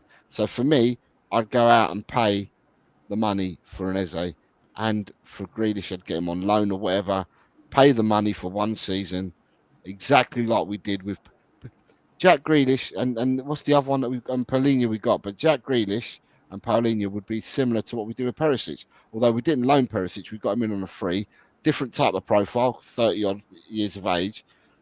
He got injured, right? He got injured at our club, left our club, played football before the end of the season of when he left our club, then got transferred to a Dutch club, and last season he was ripping it up for the Dutch club and scoring goals and all sorts, you know. So at the end of the day, I would, for me, if it's only because I want the best for Tottenham, I would go and get Eberechi Eze and I'd get Grealish. And that will that will just about solve the homegrown problem. And I get what you're saying too, but the fact they can play multiple positions, because eventually, you know, we're going to get Maddison back, we're going to get Decky back. So if they could only play in a 10, then we'd have too many at that point. But Maddison, I'm keeping my fingers crossed and pray for Maddison, right? But yeah, because we don't know how bad. We haven't heard a thing, really. No, but if Maddison has an ACL and MCL, they are so hard to come back from. So not as hard as it was at one point. I know what you're saying. I'm not arguing just to argue, but I mean, with modern like sports medicine, it is easier now to come back. That used to be an injury that would kill your entire career for sure. But I mean, I know people that, you know, tear their ACLs in high school that go on to, you know, heal and be 90% of what they once were, you know, and these guys that I know aren't getting world-class treatment and rehabilitation. And, you know, so I don't know. I'd say I would expect him to play football again, but I guess maybe not at this level. You know, I could see him having to make maybe a step down to a slightly less competitive team. You know, I don't know. Yeah, maybe it's wishful thinking on my part. Maybe I just, I obviously I want him to come back. I really like him as a player. I don't know. I just like his personality. He's a little impish on the pitch, and I like that. He causes some trouble. I enjoy that. I really like the guy, and maybe it's wishful thinking. Maybe because it didn't look good the way he went down. I'll agree with you there. It didn't look good at all. But it's just the not knowing, Colin, isn't it? yeah, for sure. And, Everybody in the chat, do you think he's going to come back? Do you think that we'll see more Maddison in a Spurs shirt, or do you think that? I mean, if he's injured, it's the same knee that he injured previously, right? Yeah, it's the same injury. He didn't have an ACL before, I don't think. I think that, but now people are saying it could be an ACL or an MCL. But we don't know. I mean, they normally give it 48 hours or whatever. I would have thought, so it's a tough one to call, but I would have thought that maybe they would have flown Maddison back to. They'll either do the scans out in South Korea, which means he has to stay there for 48 hours after the game, or they'll fly him back and do the scans over here. But until they've done the scans, they're not going to know what the issue and what the problem is. Yeah, it's a tough one because I really don't know. As I said, I feel for him, and my thoughts are with Maddison, and I hope that, like they were when Rodrygo done his. At the end of the day, we didn't know what Bentancur we were going to get back, But the thing with Bentancur was 25, 26 when he first did it, and he's been back, trying to come back for the last 2 years from it. Maddison's 29.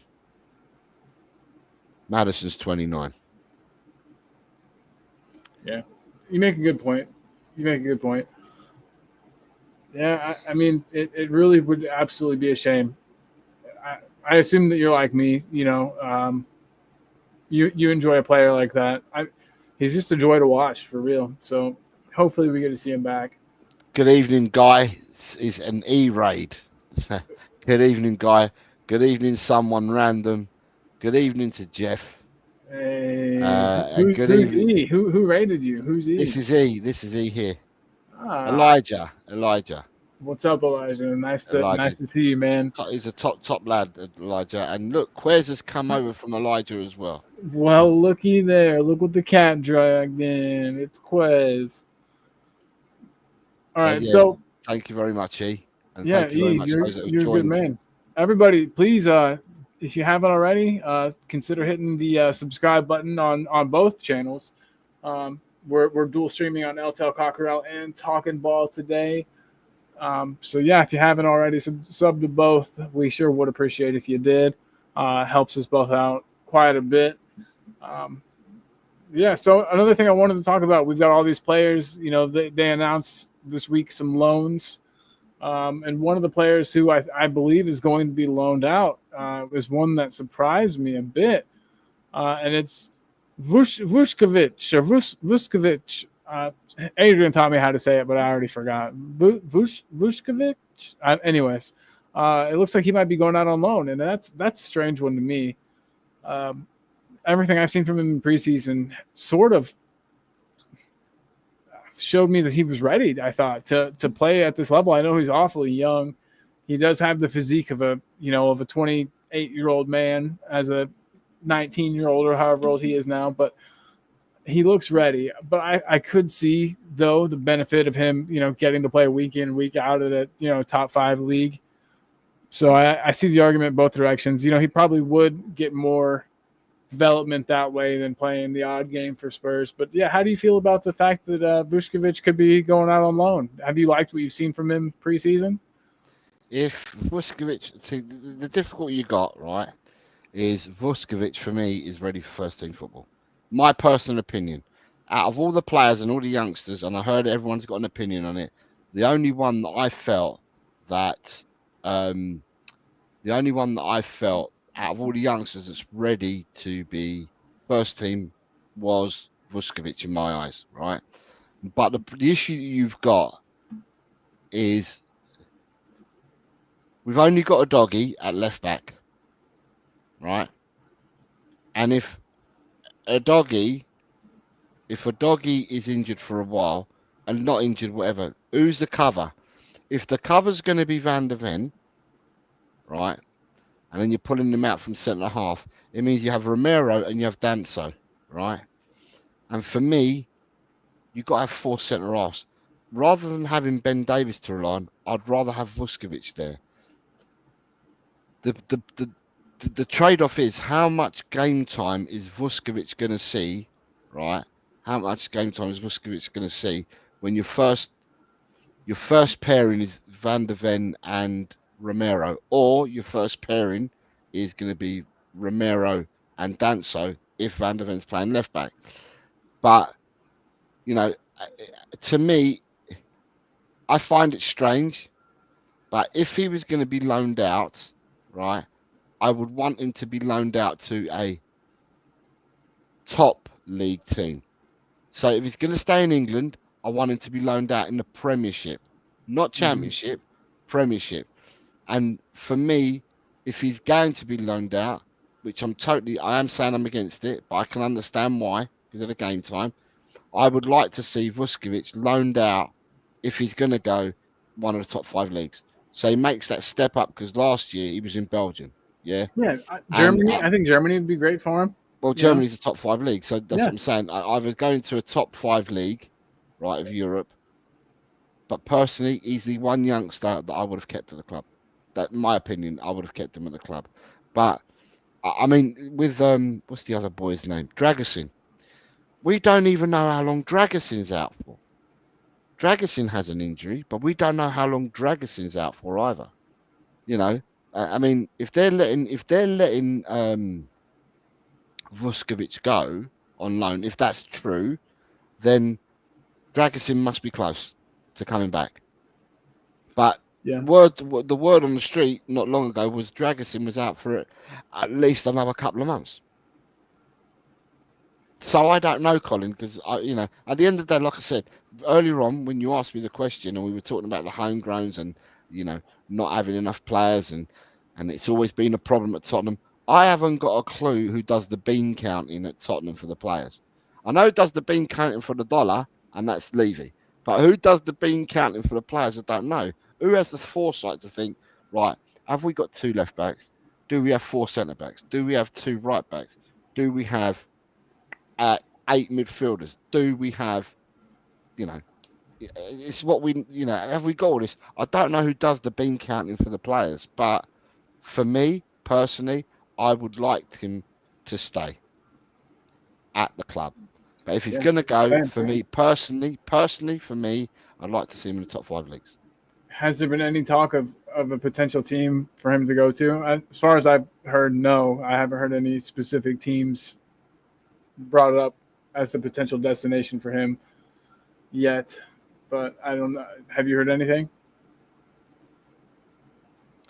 No, I just think it needs to be the right fit, doesn't it? So far, we've seen out loan to 2 different clubs, 2 different countries, and it's been the right fit because he's come on leap and bounds. For sure, it has to be the right team. Adrian, Rodney says Ajax, and Adrian says the problem he has, he's got more chance of getting game time in the Championship team. Do you remember, Colin, there was a centre half at Bournemouth, 19 years old, signed last year, played 1 season in the first team for Bournemouth, because the 2 centre halves were Zabani and Senesi. Senesi got injured at the start of the season, so the young centre half, Dean Hussein, came in, played the rest of the season for Bournemouth. He was 19. He played, and now he's been sold to Real Madrid. Please don't tell me that Vuskovic hasn't got a chance of playing in the first team in the Premiership, because he has. Vuskovic is better than a lot of centre halves in the Premiership already. Yeah. For other teams. So when you start looking, especially if I start looking at the teams, if I start looking at Sunderland, you can't tell me the centre halves are better than Vuskovic. If I look at Sheffield United, don't tell me that Vuskovic ain't better than their centre halves. He's got a pretty unique profile as well. Vuskovic. He's surprisingly quick, in my opinion, for his size. And he's pretty nimble for the big guy as well. You know, I think he's great. I might prefer him to Danso. Danso's been great. Don't get me wrong. Danso's been a bright spot for us. I wasn't sure about him when we brought him in, but he's proved me wrong. I didn't think he was good enough for us, honestly, when we first brought him in. But he's definitely proven me wrong a bit. But I might prefer Vuskovic to Danso, and yeah, and that's saying something because Danso's been he's slotted in well, you know. So I get what you're saying, man. I think that he definitely would be a good rotational option for us. I'm not pitching Vuskovic against Danso. The person I'm pitching Vuskovic against is Dragusin. Well, Dragusin is a weird one too. You know, he really wasn't helped at all by the system that Ange played.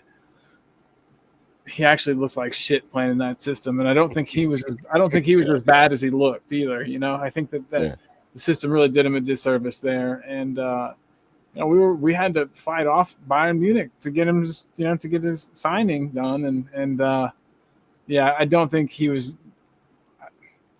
set up. I think he was set up to fail with that high line, and he was honestly, it probably contributed to his injury too, if we're being completely honest. So I'm excited to see what he can do. I am, but I'm not excited. And from what I've seen, the bit I've seen of Vuskovic makes me more excited, you know, than. So, yeah, I don't know, man. I don't know. Dragusin's brother, though, he's a nice guy. You know, there's an interview with him on my channel, if you didn't remember that. Yeah, I do remember you doing it. So never talked to Vusković's brother, if he's got one. So, but no, I think that I was asked a question by Tot Spurs, right? And now Tot Spurs has just put something else in it. So Daz asked the question, who do we play in the 10 against PSG? Oh, shit. Good question. But I was going to answer that, but he's now put in there, Dragusin's better in the back three. So you've kind of answered the question for me, Daz, because I would say against Paris Saint-Germain, I'd play a 3-5-2, which means that you don't play with a 10. I'd play with a striker and one off the striker. And then I'd play with two wing backs, 3 in the midfield and 3 at the back, 3 centre halves is how I'd play. We haven't got a 10, right?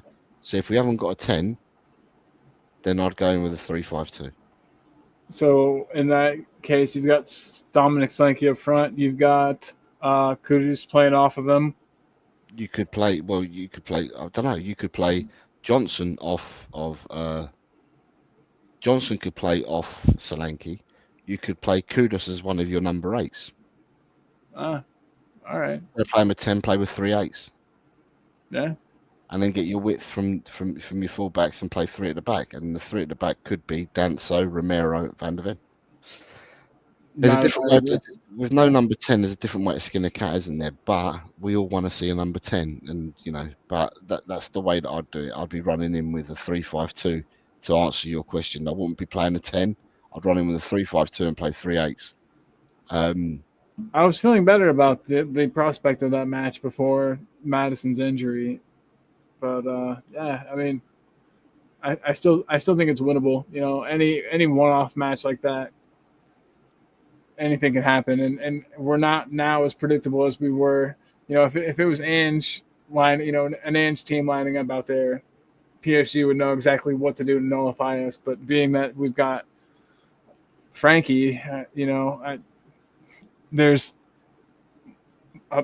different ways we can line up, and he's not afraid to try new things. And so I think that we're a little less of a known quantity, and that's good in this scenario. So yeah, I mean, I'm not too. I don't think we're going to go in there and walk it. I don't think it's going to be, an easy win if we do manage to pull it off. But it's definitely not impossible. Yes, I've got some hope going into the game. Yeah, like Guy Thompson says, any game is winnable if we play, and it is. I mean, it's proven. Anybody can. Put it this way, Guy. I've been away, and when I got on the plane, we were kicking off against Arsenal, and all I'd seen on X. Was that we were going to get thumped 3 or 4-0, and that the social media space was going to blow up because we would have got battered by Arsenal. I got off my plane, switched my phone on, and we'd won 1-0. So it shows, any game is winnable. Any game is winnable. Yeah. But. I mean, I don't know what PSG have done since the Club World Cup, and I think if the Club World Cup final was on the 15th of July, they have to have 3 weeks off, right? Mandatory.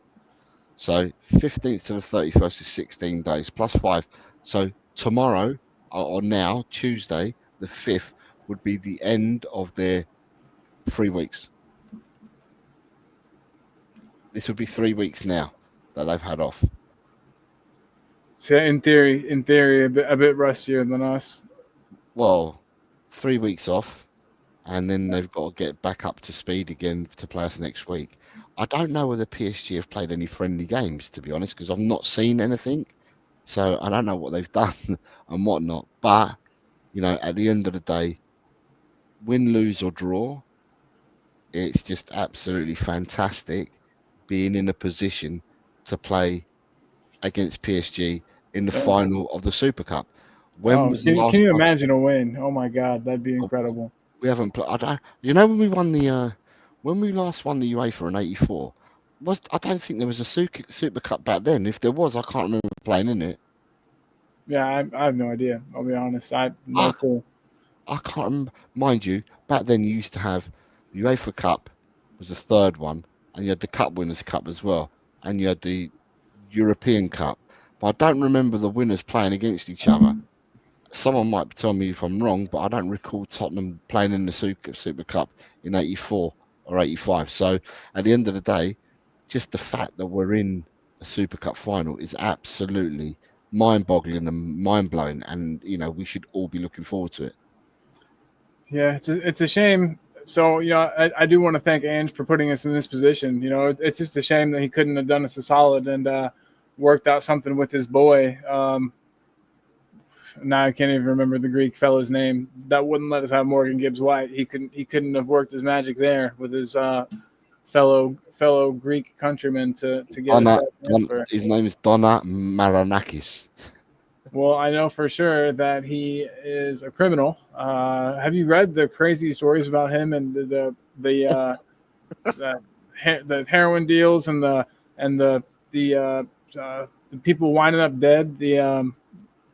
What's what I'm thinking of here? The not suspects, but witnesses ending up dead or just missing, and crazy stuff. That he's a shady character. If I go missing after this stream, it's because I've said bad things about the man. But he's a crazy guy. And then those pictures of Morgan Gibbs White. Being warned. Look. Yeah, right. Allegedly. Crazy stuff. And again, I'm not particularly sad about the Morgan Gibbs White thing. I wasn't nearly as excited to get him as everybody else. I was excited that it looked like we were aggressive in the market because, at that point we had just gotten Kudus over the line. It looked like we were going to get Morgan Gibbs White over the line quick. I was ready for some, us to really hit hard in the transfer market, some back-to-back signings. And we've kind of gone out with a whimper since then. I really thought that we were going to – I thought things were changing. And I know that you will probably laugh at me for thinking that because, it's Tottenham and things don't change. But it really seemed like they were going to. And, it's just a shame. I expect us to get at least one more significant signing in before the window closes. What is significant? Are you talking about in terms of salary, in terms of impact? I want to play. I think we'll get in at least one more player that's like a guaranteed walk into the starting 11 type of signing. And now that we've got no number 10s to speak of, I think that's going to be the position as well. I think it'll be, an attacking midfielder type of player. But yeah, I mean that's me. That's my thoughts at least. I would love nothing better, and I'll say this quite clearly. I'd love nothing better than to wake up tomorrow morning, right, and find that we have got stadium naming rights worth 500 million over 25 seasons.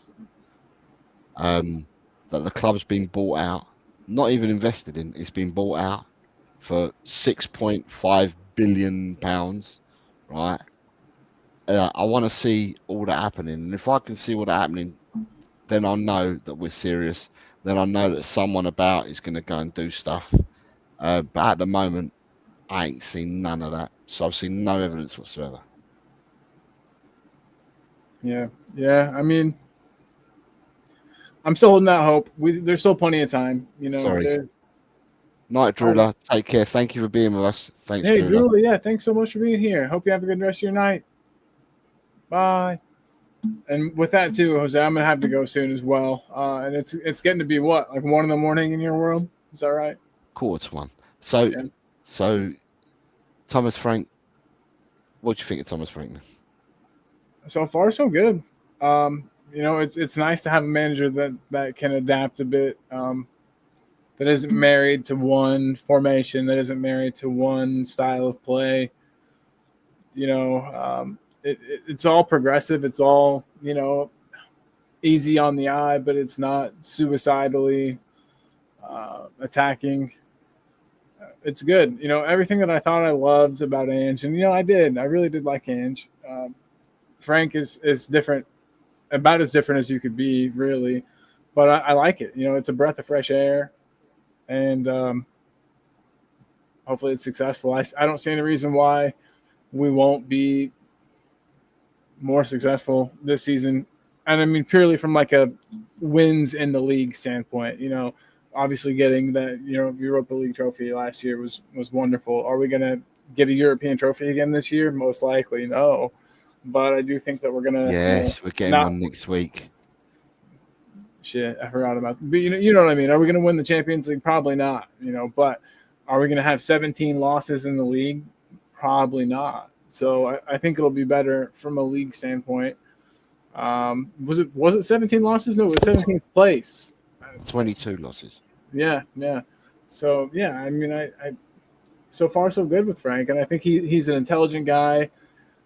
He seems to want to be here. For me, that's really important with those years of Conte and Mourinho, where it seemed like they were doing us a favor by gracing us with their presence here. It's nice to have a manager that wants to be here, that sees us as a big club. So that's awesome. I like that. I appreciate that. And I'm excited to see what he can do with some of the players that we've got that, that we were talking a lot about at the beginning about Tell and Odebear. And, let's see what he can do with those guys. He had a way of kind of getting players to perform better than ever, when he was at Brentford. He had to kind of shuffle the cards, every season with his attacking players. And so if he can get a tune out of those two, either one of them, get them kind of like starting quality, that'd be ideal, and I'm excited. I'm looking forward to the season, and I think there's no reason not to be excited. I'm not sure if you are. I think you are probably, but Well, excited for the season, I am, but I think it's with having a new manager, right? And the new style of play and all that, and it's going to take time, and it depends how quickly we can adapt, because it will take time to learn all the ways and the patterns of play and stuff like that. So we're starting from scratch again, and it depends how quickly we pick up on everything that Thomas Frank wants to bring in. They seem to be pleased with what the players are doing and responding with, but it remains to be seen. Again, I don't want nothing more than us to win every single bloody game of football. And if we do that, then you win trophies. Because if you're not losing and you're winning every game, it means you're unbeaten. So you go and win everything. So, yeah, and that's what I want. It's interesting because before we go, you've got a few. Adrian, forever the optimist. He believes it will get 2 or 3 quality signings before the transfer window closes on the 1st of September. all Eternal right. optimist. I don't know where Adrian's got his evidence from. Please share it with me, Adrian, because I'd love to see the evidence, because I ain't seen no evidence that we're signing anybody. That would be the best signing in decades, Jose. New owner, says Archer. Yeah. Nick says finishing, that's why we won't win as much as we should. one for you before we go, but Totspurs asked you the question, mate. No, I don't. Unfortunately, but yeah, I don't know if maybe we would we have played the same way we did in the Europa League later stages? Would we have soaked up pressure and played on the counter? If that's the case, we would have had a better chance than if he played the same way he played in the league. But yeah, no, and you know the answer to Hotspurs, no way. But yeah, I mean, it's exciting. I'm excited.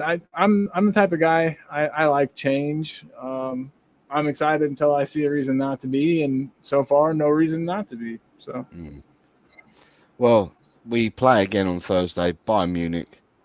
And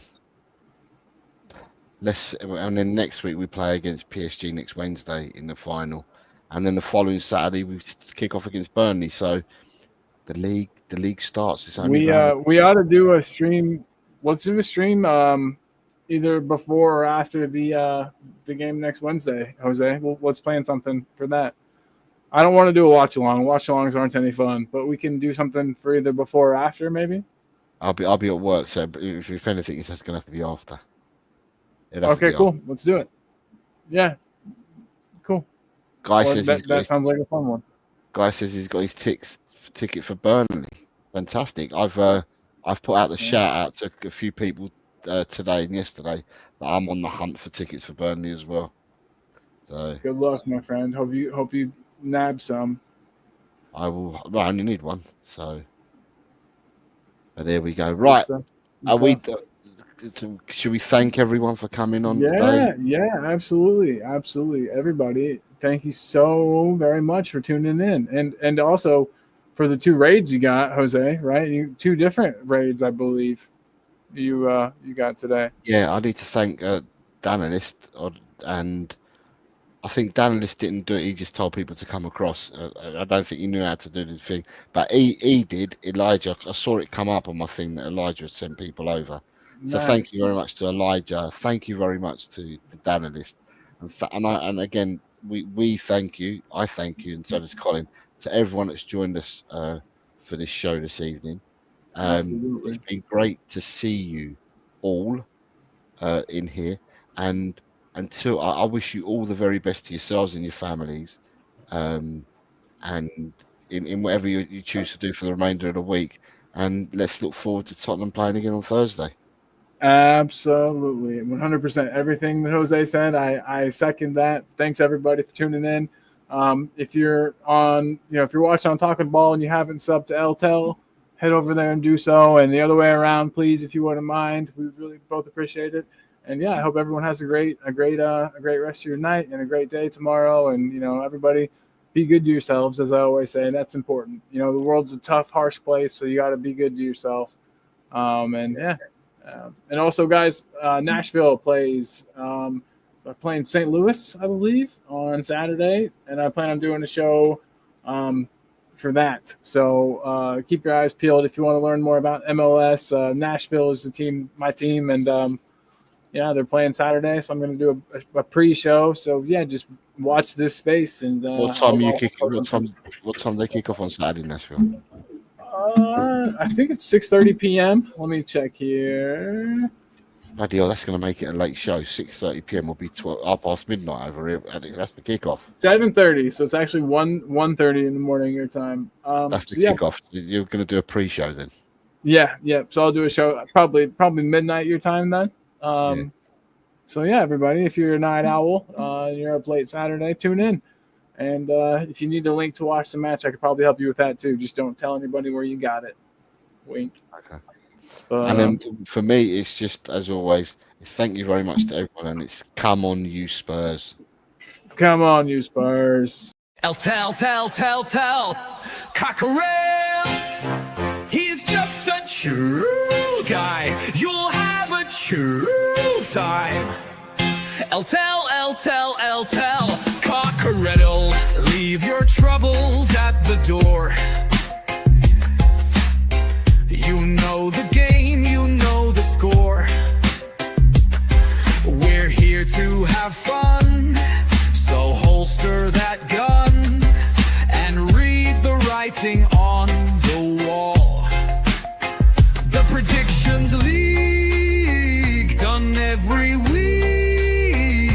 just goes on and on and on and on and on and on and on and on. Why do I always get it wrong? El Cockerel. He's just a chill guy. You'll have a chill time. El Cockerel. Jose gets himself around. Always talking Spurs, wherever he is found, home or away. He always tips to win, throws the form book in the bin with a cheeky knowing grin.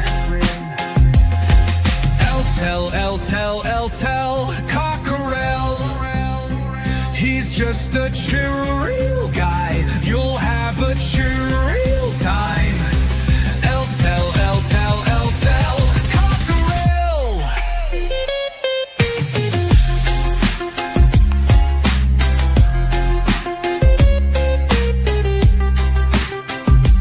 The Predictions League, done every week. It just goes on and on and on and on. Why do I always get it wrong? Every time I play along. El Cockerel. The show is so chilled. Your time is well filled. If you want good friendly chat, then here's where it's at. El Cockerel.